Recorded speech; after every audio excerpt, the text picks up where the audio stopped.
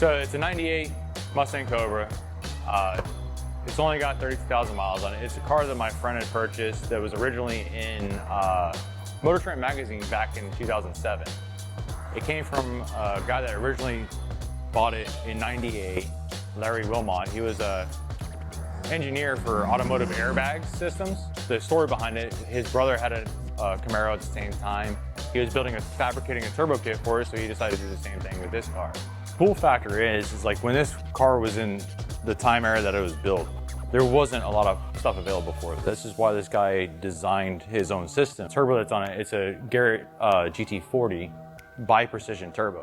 So that's like when Precision was just starting out and they were using Garrett turbos. You know, fast forward 15 years now, my buddy had purchased the vehicle in the same condition that he had it in.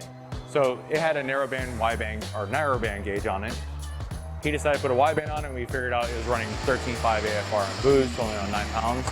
So we decided to bring it up to date. Originally I went to HB tuners to try to tune it that way, and they would not support it. I even contacted them. So it turns out that SCT still supports the system. So I contacted them, decided to become a dealer and tuner with them. It had a Pro-M mass airflow sensor on it, which back in the day, that's what we had to do, trick the mass airflow sensor with the different injectors and the calibration tubes in order to get the AFR correct. But it's old technology.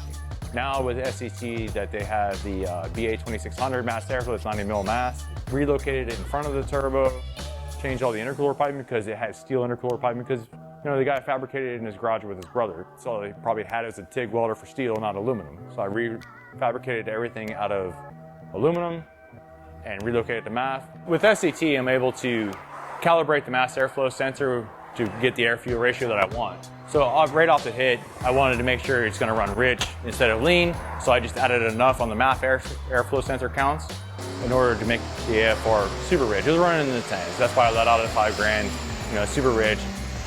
Check to make sure the blow-off valve that we put on there, we ended up doing a forged performance blow-off valve that's for an Audi, actually. That way it does recirc and vent the atmosphere to get a sound because this car is so quiet with the turbo and mufflers on it.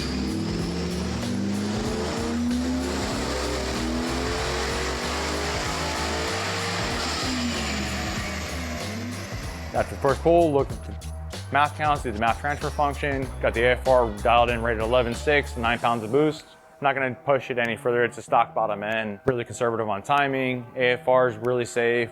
Really happy with the final numbers that we got out of it. 474 horsepower and 472 torque with 373 gears. Should run great.